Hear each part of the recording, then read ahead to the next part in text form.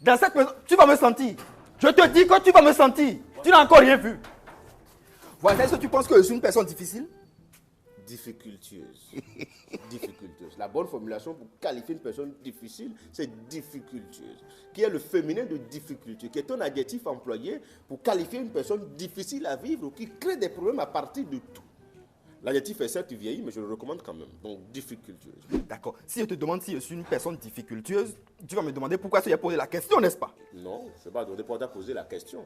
Je te dirais plutôt à quelle fin cette interrogation m'est-elle adressée? À quelle fin? À quelle fin cette interrogation m'est-elle adressée? Ou dirais-je plutôt, à quelle fin suis-je soumis à cette interrogation? La forme interrogative, donc l'inversion du sujet. Suis-je soumis? Excuse-moi, hein. Tu fumes souvent quelque chose? Ah non, non. Ah non, non. Je te demande pardon, voisin. Je demande si, est-ce que souvent tu fumes quelque chose? Parce qu'on ne peut pas avoir une conversation avec toi sans se faire corriger. C'est quoi ça? Voisin, faut te calmer. Je ne veux pas me calmer. Faut te calmer. Je ne me calme pas. Tu vas te calmer parce que le bruit n'est pas une méthode objective de recherche de solutions pérennes dans le cadre de résolution du discorde. Faut te calmer. Je ne me calme pas. Tu vas te calmer, voisin. Tu vas te calmer. Tu sais pourquoi? Non. Tu sais pourquoi? Parce que si tu ne te calmes pas, comment veux-tu que je t'informe que lorsque tu dis, j'ouvre les guillemets, tu fumes souvent quelque chose? Sinon, comment comprendre qu'on peut avoir une conversation avec toi sans se faire corriger? C'est quoi ça? Je ferme les guillemets. C'est toi qui l'as dit. Ce n'est pas la bonne formulation, voisin. La bonne formulation, eh bien, c'est plutôt voisin. As-tu une addiction aux stupéfiants? Sinon, comment appréhender cette impossibilité à converser avec ta personne sans subir les méandres de recadrage lexical? C'est ça la bonne formulation. D'accord? Parce que dans une démarche conversationnelle, il y a le registre de langue qui est important. Il faut savoir l'employer. Ça ne m'étonne guère. On tient koto pino. Voisin, on ne dit pas gros nez. C'est dispositif nasal disproportionné. Na quoi alors de Didi? Hello. Austin, Fofo, c'est quoi ça là? quoi? Ne te sois déjà interdit de porter le maillot du Real dans cette maison.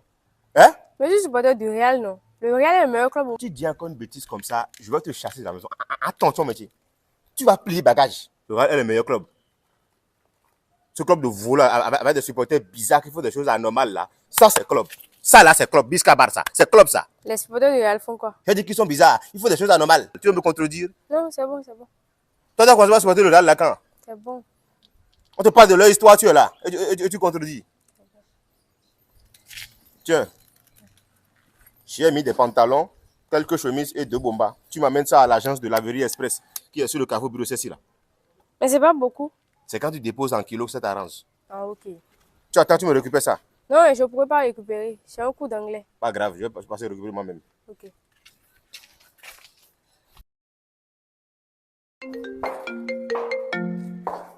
Allô, Fofo. Austin, je suis arrivé à la Laverie Express de bureau ceci là. C'est les chemises seulement ils m'ont remis. Oui, j'ai déposé uniquement les chemises là-bas. Je te demande pardon. Oui, c'est ce que j'ai fait. J'ai déposé les chemises là-bas. Et j'ai déposé les pantalons à leur agence qui est à Carrefour Jericho là. Tu as déposé les pantalons à l'agence qui a Jericho où? À côté de Sono Assurance, en face du magasin de vente de moto là.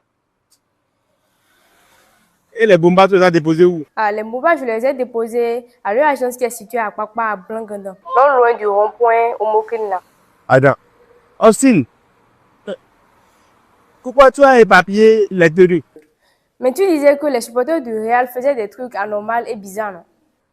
J'ai dit que... Des choses bizarres et anormales, c'est ça? Les supporters du Real font quoi? J'ai dit qu'ils sont bizarres, ils font des choses anormales. Donc ça fait 1-1, match nul. Au revoir, au revoir. Tu pensais que tu étais malin, non? Austin.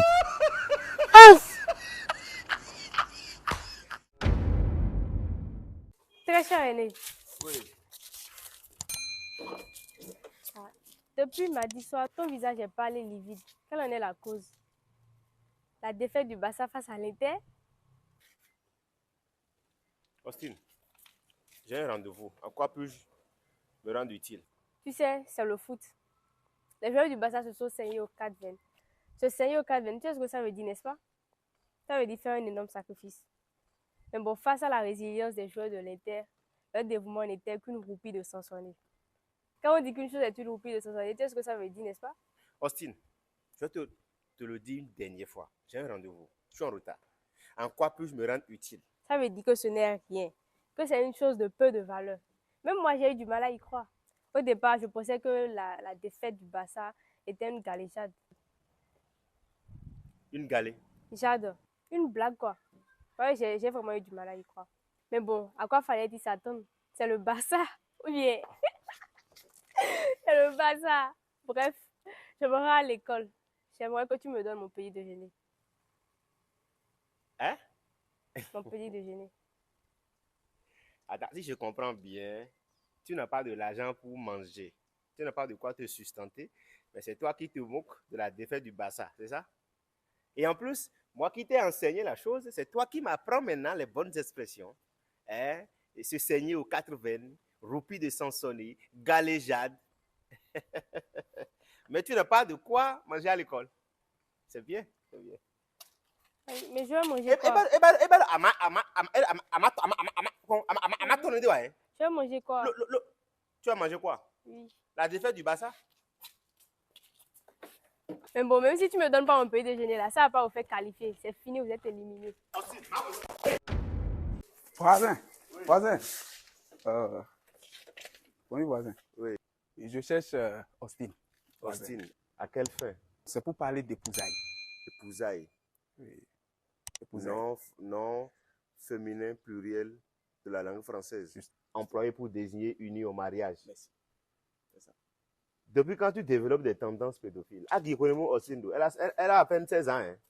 Avec ben même Piaï. A dit un coup. Voisin,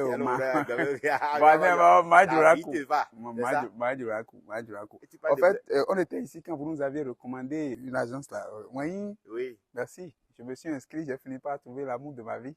Attends. On t'a trouvé l'amour à toi. Oui, et le mariage est même pour bientôt. Outi. Toi. Ils sont Ouais, efficaces. Hein? comment... Non, c'est pas. Donc, tu veux Austin pourquoi? Oui, c'est pour qu'elle puisse être une de mes filles d'honneur. Ah, demoiselle d'honneur. Demoiselle Elle d'honneur. sera là. Elle sera là. Je vais y veiller personnellement. Merci. D'accord. Merci. Je vais l'amener moi-même. Donc, L'amener vous-même, ça veut dire non, on vient à 2 quoi. non. Bon, Austin, elle peut venir. Vous, c'est bon. Ah, moi, non. Austin seul. Oui. D'accord. D'accord. C'est quand? C'est pour bientôt. Pour bientôt. 2 mois maximum. 2 mois maximum. Ça va être compliqué.